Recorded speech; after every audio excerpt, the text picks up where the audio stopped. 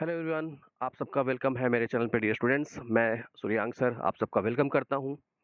तो आज फिर से मैं इसका जो 2018 से 2024 तक के जो भी महत्वपूर्ण क्वेश्चंस हैं और जो अभी अपनी सीरीज चल रही है, ये है इन्वायरमेंट वाला पार्ट है, जिसमें पूछे गए सबसे कठिन और महत्वपूर्ण सवालों को मैं आपके सामने लेके आया हूँ। तो इस सीरीज का ये जो पार्ट है, अगर आप इसे देखते जाओगे, डेफिनेटली है कि आपके जो आगामी एग्जामिनेशन है उसमें आपके बहुत अच्छे मार्क्स आएंगे। ठीक है, चलिए स्टार्ट करते हैं जल्दी से। तो इस पांचवें पार्ट में हम देखें तो यहाँ से जो क्वेश्चन है, पहला क्वेश्चन है निम्नलिखित कथनों पर विचार करनी है। विचार में अगर हम बात करें कि क्या हम क्वेश्चन देखें, तो पहला पार्ट है जलवायु परिवर्तन पर अंतर सरकारी पैनल, जिसको हम आईपीसीसी बोलते हैं, inter governmental panel on climate change, की स्थापना विश्व मौसम विज्ञान संगठन डब्ल्यूएमओ और यूएनईपी द्वारा किया गया था। यहाँ से अगर हम ध्यान दें डियर स्टूडेंट्स, जस्ट मिनट।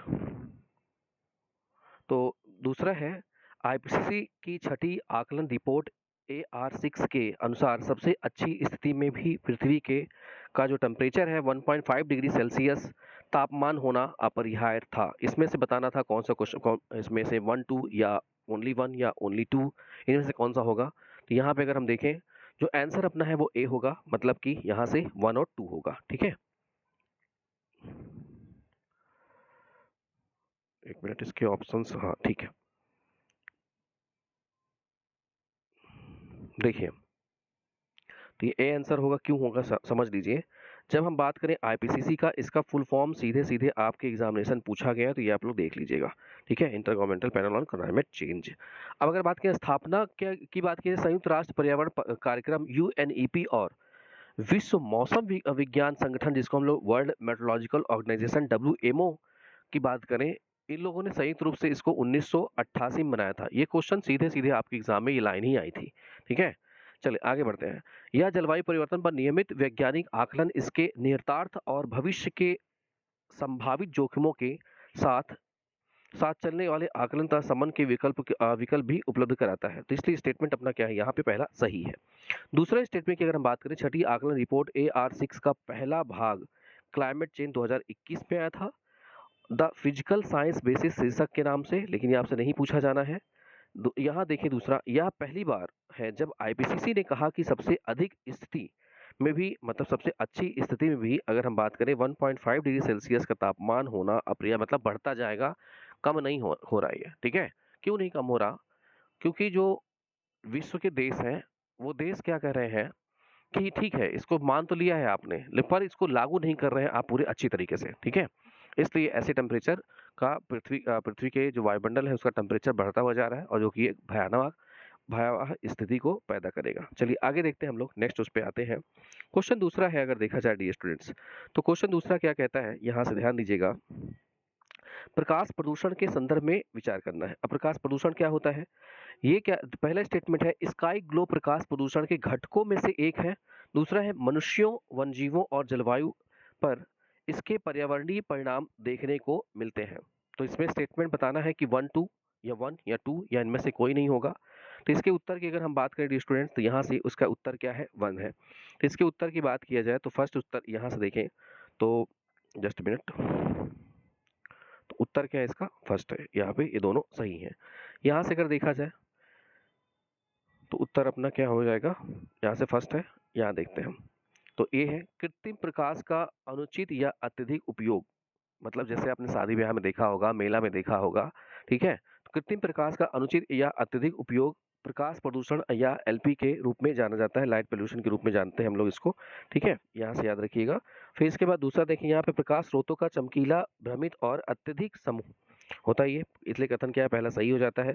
दूसरा है पारिस्थितिकी तंत्र और वन्य जीवन को बाधित करना, प्रजनन, पोषण, नींद और शिकारियों से सुरक्षा जैसे जीवन निर्वाह व्यवहारों को नियंत्रित करने हेतु पौधे व जानवर पृथ्वी पर दिन व रात के प्रकाशों के चक्कर में ये क्या करते हैं, ये डिस्टरबेंस होता है इनका भी। ठीक है, ये देख लीजिएगा। और अगर हम बात करें, जब रात होती है तो आप लाइट ऑफ करके सोना पसंद करते हैं। ठीक है, तो बहुत लोग को बीमारी होती है कि वो जो लाइट है ऑन करके भी सोना पसंद करते हैं। लेकिन यहाँ पे अगर हम जानवर की बात करें या पर्यावरण की बात करें, तो बहुत सारे इंसेक्ट्स हैं या बहुत सारे पक्षी हैं, या जैसे चमगादड़ की अगर हम बात करें, ठीक है, स्तनधारी। तो ये भी क्या होते हैं, प्रकाश अंधेरे में उड़ते हैं। तो जब प्रकाश प्रदूषण होता है तो इस तरह के जो जीव हैं उनको ये क्या करता है, डिस्टर्बेंस पहुंचा रहा होता है। ठीक है, चलिए आगे देखते हैं। नेक्स्ट है, निम्नलिखित कथनों पर विचार करना है। अच्छा ओजोन पृथ्वी के वायुमंडल के क्षोभमंडल में मौजूद है, पहला स्टेटमेंट है। दूसरा स्टेटमेंट है कि अच्छा ओजोन मानव को हानिकारक पराबैंगनी यूवी विकिरण से बचाता है। तीसरा स्टेटमेंट है, जब नाइट्रोजन ऑक्साइड NOx और वाष्पशील व कार्बनिक यौगिक VOCs सूर्य के प्रकाश तथा स्थिर हवा में प्रतिक्रिया करते हैं तो इससे निचले स्तर पर ओजोन का निर्माण होता है। इसमें बताना है कि 1 2 या 1 2 3 या 2 3 या इनमें से कोई नहीं है। यहाँ से अगर हम बात करें इसके उत्तर की तो डियर स्टूडेंट्स इसका उत्तर क्या होगा, सी होगा। ठीक है, इनमें से 2 और 3 ही केवल क्या है, सही है। अब आइए इसका देख लेते हैं जल्दी से, एक्सप्लेनेशन क्या होगा, क्यों होगा, यहाँ से देखते हैं। ठीक है, तो इसका उत्तर क्या होगा, सी होगा, यहाँ से देख लीजिएगा। अब बाकी देखते हैं हम लोग यहाँ से क्यों है। तो जब हम बात करते हैं सॉरी बात करते हैं यहाँ से पृथ्वी के समताप मंडल। समताप मंडल क्या है, जब हम पृथ्वी की बात करते हैं तो पृथ्वी के वायुमंडल के ऊपर अगर हम चले जाएं, ठीक है, तो पहले मिलेगा क्षोभ मंडल, क्षोभ मंडल के बाद मिलता है समताप मंडल, और समताप मंडल में उपस्थित है कौन सा, ओजोन मंडल उपस्थित है। जब हम ओजोन मंडल की बात करते हैं तो ओजोन मंडल जो सूर्य के प्रकाश से आने वाली जो यूवी रेज है, प्रकाश पराबैंगनी किरणें हैं, उनको क्या करती है, रोकती है, अल्ट्रावायलेट रेज को। अल्ट्रावायलेट रेज को रोक रोक करके हमारी पृथ्वी पर हमें और पर्यावरण को क्या करती है, ये सुरक्षित रखती है उससे। ठीक है, तो यहाँ से अगर देखा जाए तो समताप मंडल मौजूद अच्छी ओजोन के नाम से जाना जाता है, मानव को हानिकारक पराबैंगनी विकिरण से बचाते हैं, और जबकि जमीनी स्तर पर ओजोन जो अत्यधिक प्रतिक्रियाशील होती है इसको बैड ओजोन के नाम से जाना जाता है। इसलिए कथन एक हमारा क्या है, सही नहीं है।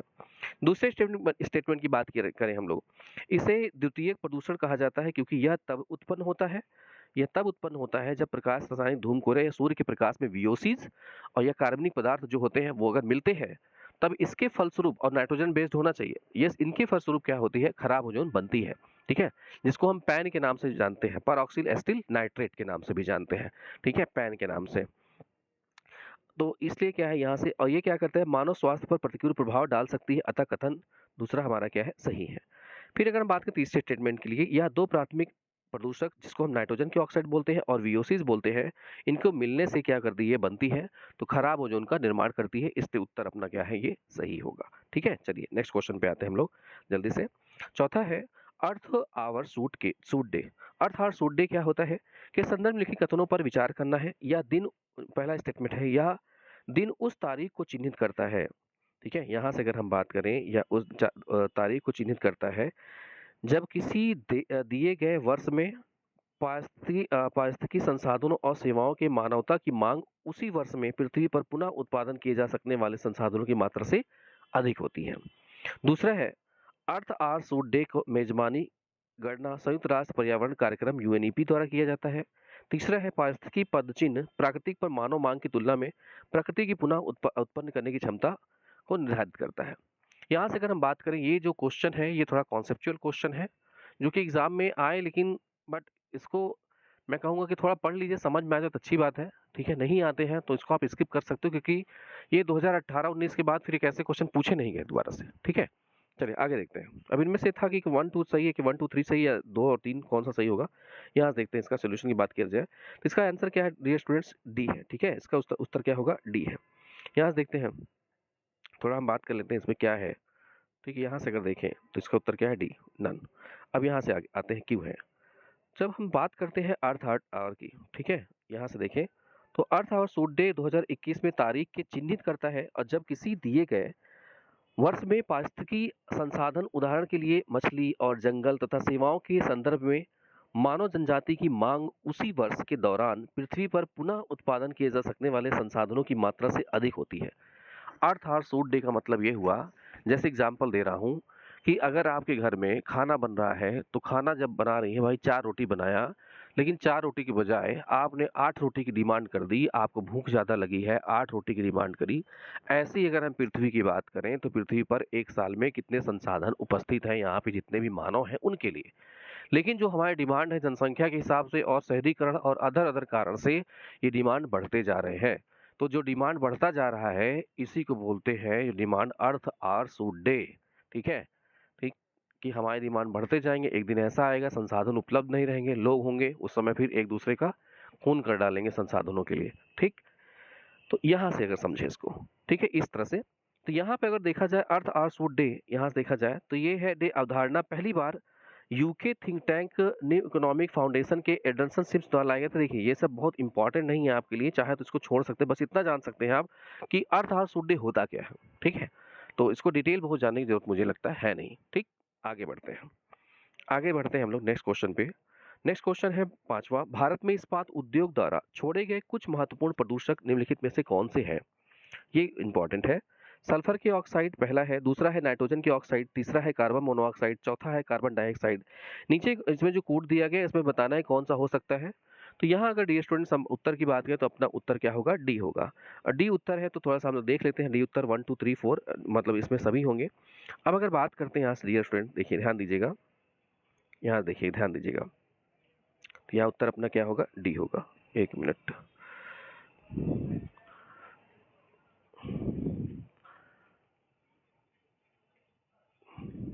ऐप थोड़ा आज मुझे परेशान कर रहा है, बस एक मिनट।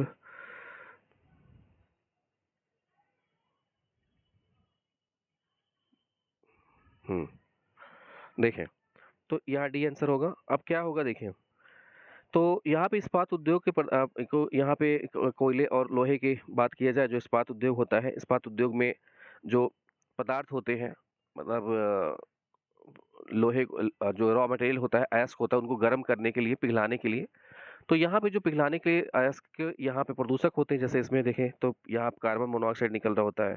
चौथे की अगर बात की, कार्बन डाइऑक्साइड हो गया, सल्फर के ऑक्साइड हो गए और नाइट्रोजन के ऑक्साइड हो गए, और यहाँ पे पीएम मैटर हो गया, ठीक है, अपशिष्ट जल हो गए, खतरनाक अपशिष्ट हो गए, ये सब ठोस अपशिष्ट हो गए, ये सब निकल रहे होते हैं, ठीक है। तो आपसे ऑप्शन में जो पूछे गए वो चारों होंगे, ठीक है, चारों आंसर सही होंगे। आगे बढ़ते हैं नेक्स्ट क्वेश्चन पे। नेक्स्ट क्वेश्चन है, कार्बन क्रेडिट की अवधारणा निम्नलिखित में से किस एक से उत्पन्न हुई। पहला है पृथ्वी शिखर सम्मेलन रियो डी जेनेरियो से, क्योटो प्रोटोकॉल से, मॉन्ट्रियल प्रोटोकॉल से, या G8 शिखर सम्मेलन से, ठीक है। यहाँ से अगर हम बात करें तो अपना उत्तर क्या होगा, देखिए, तो यहाँ से अगर हम बात करें कि भाई किससे होगा, यहाँ से, तो पहली बात है कार्बन क्रेडिट। कार्बन क्रेडिट की अवधारणा की बात, कार्बन क्रेडिट क्या होता है, कार्बन क्रेडिट की बात की जाए सबसे पहले, तो जैसे कोई दो देश हैं, एक है विकासशील देश है, एक विकसित देश है। ध्यान सुनिएगा, विकासशील देश को अगर टारगेट दिया गया कि 100 यूनिट तुम्हें कार्बन डाइऑक्साइड निकालना है, और जो विकसित देश हैं, जो कि पहले संसाधनों का उपयोग कर चुके हैं, उनको अगर कहा जाए कि भाई तुम्हें भी 100 यूनिट निकालना है, लेकिन चूंकि जो विकसित देश है, ठीक है, यहाँ ध्यान रखिएगा, चूंकि जो विकसित देश हैं वो पहले ही क्या कर चुके हैं, कार्बन डाइऑक्साइड का को इस्तेमाल कर चुके हैं, तो जब अगर कोई विकसित देश अपनी तय सीमा से अधिक कार्बन डाइऑक्साइड निकालता है तो उस पर पेनल्टी लगती है, और वहीं विकासशील देश जो तय सीमा से कार्बन डाइऑक्साइड कम निकालता है, तो अब जो उसने कार्बन डाइऑक्साइड बचा लिए उसी को बोलते हैं कार्बन क्रेडिट बोलते हैं। जो बचा हुआ कार्बन क्रेडिट है वो क्या कर सकता है, दूसरे देशों को बेच सकता है, और बेच करके पैसे अर्न कर सकता है, इसी को हम बोलते हैं कार्बन ट्रेडिंग बोलते हैं। तो एक आता है कार्बन क्रेडिट और एक आता है कार्बन ट्रेडिंग, ठीक है। तो यहाँ पे अगर उत्तर देखें हमारा क्या है, बी है, जो कि 1997 में लाया गया। 1997 में अगर देखें तो क्योटो प्रोटोकॉल आया, ठीक है, तो क्योटो प्रोटोकॉल में ही क्या किया गया, ये लाया गया, ठीक। तो ये याद रखिएगा कि इसका आंसर क्या हो जाएगा, यहाँ से आंसर बी हो जाएगा। बाद में इसे क्या किया गया कि 1997 में तो आए, लेकिन 2021 के ग्लासगो सम्मेलन में इसे क्या किया गया, बंद कर दिया गया, ठीक है। चलिए आगे देखते हैं। नेक्स्ट क्वेश्चन है यहाँ से, ये इसको पढ़ लीजिएगा आप लोग, ठीक है, इसको पढ़ लीजिएगा, बहुत उसमें डिफिकल्ट नहीं है। तो ये याद रखिएगा क्योटो प्रोटोकॉल का, जो कि ग्रीन हाउस गैस से रिलेटेड है, ठीक है। चलिए इसको पढ़िएगा आप लोग, आगे बढ़ते हैं हम लोग। नेक्स्ट क्वेश्चन पे आते हैं 7वें नंबर पे। निम्नलिखित कथनों पर विचार करना है। पर्यावरण संरक्षण अधिनियम 1986 भारत सरकार को यह अधिकार देता है। पहला स्टेटमेंट क्या कहता है, यहाँ ध्यान दीजिएगा। पहला स्टेटमेंट है कि पर्यावरण संरक्षण प्रक्रियाओं में भागीदारी की आवश्यकता और इसे प्राप्त करने की प्रक्रियाओं एवं विधियों का उल्लेख करना, पहला स्टेटमेंट हो गया। दूसरे स्टेटमेंट की अगर हम बात करते हैं, विभिन्न स्रोतों से पर्यावरण प्रदूषकों के उत्सर्जन या निर्वहन के लिए मानक निर्धारण करना है। तो इसमें बताना है कौन सा कथन सही होगा। यहाँ से अगर हम बात करें डियर स्टूडेंट्स, तो इस स्टेटमेंट की अगर बात करें तो दोनों स्टेटमेंट क्या हो जाते हैं, अपने सही हो जाते हैं। 1986 और उसके पहले चले जाएं 1972। 1972 में एक प्रोग्राम आया था या कानून आया था, वन संरक्षण अधिनियम 1972, और उसके ही बाद 1986 की बात करें तो आया पर्यावरण संरक्षण अधिनियम 1986। तो ये दोनों अधिकार हमें क्या करता है, प्रदान करता है। इसलिए जो अपना उत्तर होगा ये क्या होगा, 1 और 2 दोनों होगा। ठीक है, चलिए आगे बढ़ते हैं हम लोग इसमें नेक्स्ट क्वेश्चन पे। तो नेक्स्ट क्वेश्चन है, यहाँ से ध्यान दीजिएगा। नेक्स्ट क्वेश्चन है, निम्नलिखित कथनों पर विचार करने हैं। पहला है कार्बन मोनोऑक्साइड, मीथेन, ओजोन या सल्फर के डाइऑक्साइड। इसे बताना है कि फसल बायोमास अवशेषों के जलने से उपयुक्त में से कौन से वातावरण में उत्सर्जित होते हैं। तो 1 2 या 2 3 4 या 1 4 या 1 2 3 4। अब यहाँ देखिए, फसल अवशेष आप जलाएंगे, carbon monoxide, methane, ozone, sulphur dioxide, इसमें से क्या क्या निकलते हैं, तो ये आंसर है अपना डी। अब इसमें से आंसर डी है तो क्यों होगा डी, मतलब 1 2 3 4 सभी निकलते हैं, तो क्यों होगा ध्यान देते हैं। यहाँ पे हम लोग यहाँ से बात करते हैं कि भाई अगर बायोमास से कार्बन पदार्थ की बात करें जो जो कि पौधे से जानवरों से पाए जाते हैं, ठीक है, मतलब कि लकड़ी हो गया जैसे जलाना, ठीक है, या आपने देखा होगा कि जंगलों से लकड़ी हम काट के लाएं, या हरी लकड़ी या सूखी लकड़ी है उनको हम जलाते हैं तो ये बायोमास कहलाते हैं। ठीक है, या उसका एग्जांपल सबसे अच्छा दे सकते हैं बायोमास क्या होता है कि जैसे टमाटर ले लीजिए, टमाटर को आप छेद कर लीजिए, छेद करने के बाद उसको दबा करके निचोड़ लीजिए, निचोड़ लेंगे आप तो आपको जो पदार्थ बचा वही क्या कहलाता है, बायोमास के नाम से जाना जाता है। आगे देखा जाए क्या है, इससे हम नवीकरणीय स्रोत हैं ये ऊर्जा की। बायोमास में सूर्य से संग्रहित होती है। ये बायोमास मतलब ऊर्जा संग्रहित होती है। ऊर्जा वो कौन सी है, वो केमिकल एनर्जी। अरे जब पेड़ पौधा होगा जो बड़ा हुआ या हम आप बड़े हुए हैं तो किससे बड़े हुए हैं, ऊर्जा के स्रोत से ना। अब ऊर्जा इनडायरेक्टली हमको सूर्य से मिली है, मतलब हमारे शरीर का विकास किससे हुआ है, शरीर का विकास जो हम लोग ने पेड़ पौधे से, गेहूं चावल ये सब चीजें खा रखी है, उन्हीं से विकास हुए ना हमारे। ठीक है, वही बात कर रहे हैं यहाँ पे। फिर आगे देखा जाए इसके स्टेटमेंट आगे, फसल अवशेष बायोमास से जलाने पर क्या क्या निकलते हैं भाई, कार्बन डाइऑक्साइड हो गया, कार्बन मोनोऑक्साइड हो गया, और यहाँ पे CH4 हो गया, वाष्पिक कार्बनिक पदार्थ VOCs हो गए, ठीक है, या नाइट्रोजन की ऑक्साइड हो गया, और बाकी जो यहाँ पे तत्व दिए गए हैं ये। ठीक, तो याद रखिएगा उत्तर अपना क्या होगा, वहाँ पे डी होगा, मतलब सभी उत्तर वहाँ पे सही है।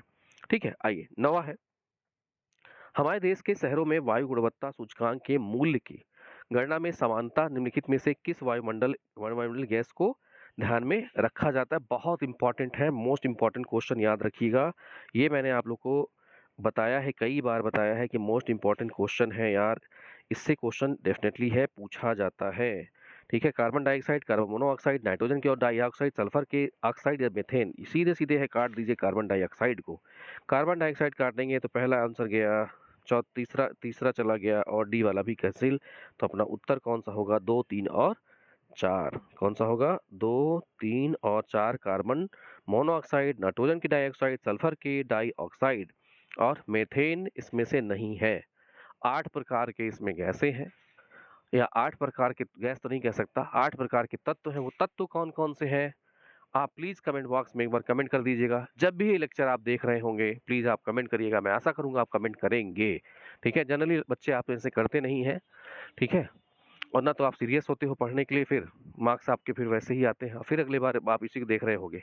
ठीक है, चलिए आगे बढ़ते हैं हम लोग। आज के अपनी एक्सप्लेनेशन है, आप पढ़ लीजिएगा। ये दे दिया मैंने 8 प्रकार के जो प्रदूषक हैं, ठीक है, ये प्रदूषक मैंने दे दिए हैं, 8 प्रकार की श्रेणियां हैं यहाँ पे दी है मैंने, तो इसको आप लोग देख लीजिएगा। ठीक है, अपने आप से देख लीजिएगा, तो अपना उत्तर क्या हो जाएगा यहाँ से बी। चलिए आगे बढ़ते हैं। अब हम आते हैं यहाँ से बात करें 10वें नंबर पे, मीथेन हाइड्रेट के निक्षेप के संदर्भ में निम्नलिखित कथनों में से कौन सा सही है।